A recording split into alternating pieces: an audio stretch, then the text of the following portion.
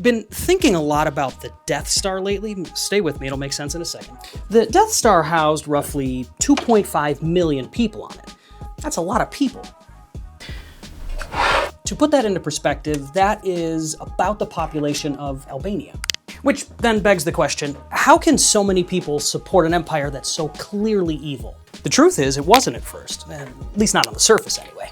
You see, in the early years of the Galactic Empire, they were actually praised for ending the Clone Wars, so they had tons of support. And with that popularity, they were able to gain control of over 50% of the entire galaxy. That's over 50 quintillion sentient beings. Now, the majority of support that came from that control was from human-dominated planets and human high society, and alien species were usually oppressed and discriminated against. And the Emperor was pretty good at that part of it. But that discrimination and oppression didn't matter very much among the people who supported him, because he was touted as the Emperor of Peace after he ended the Clone Wars. You see, what was funny was, Palpatine ended up using the Clone Wars as the perfect smokescreen to enact emergency powers so he could protect the Republic. Then from there, we get the infamous Order 66, which, if you don't know, is Palpatine taking over the clones and using them to destroy the Jedi. You know, the good guys who are trying to save the galaxy and turning the Republic into the Great Galactic Empire. Which, then you have to ask yourself, how does anybody support this guy after that? Because what he did was dismantle a bunch of laws governing his rule and remove anybody that would stand in his way. But believe it or not, there were a lot of solar systems who sort of welcomed the idea of order and stability, who kind of thought the change would benefit them.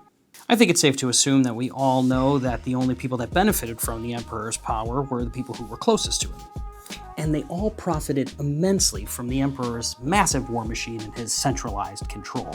And planets rich in resources were exploited, and all of that wealth just flowed directly into the Imperial pockets, enriching those straight at the top. But for everybody who benefited, there were countless who suffered. Non-human species were often treated as second-class citizens, exploited for their labor, and simply pushed aside. From there, any semblance of freedom was completely eradicated and replaced with fear and suppression.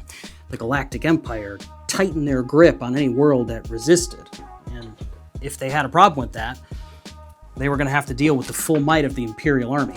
From there, the Empire relied heavily on propaganda, painting themselves as the saviors and the Jedi as the traitors.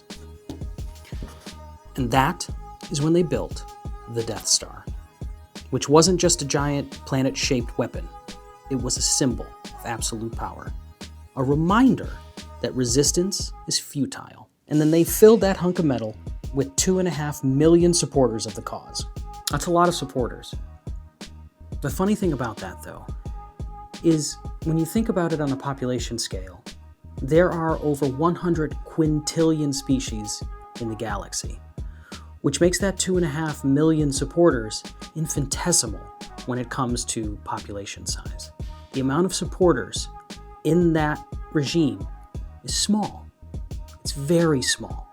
And I like to think that they imagine themselves as this, when the truth is, most of them are just this. And eventually, that 100 quintillion species started to understand that. And from there, they formed the Rebel Alliance, a we the people kind of thing. And in the end, the rebels showed the Empire that they don't have to take it anymore. They can fight back. And it only took 2 men who were uncompromising in their will to show the people that they have what it takes to restore peace to the galaxy. Because sometimes it only takes the fight of 2 people to ignite the flame of many. He got PTSD. You never seen a dead body. He got PTSD.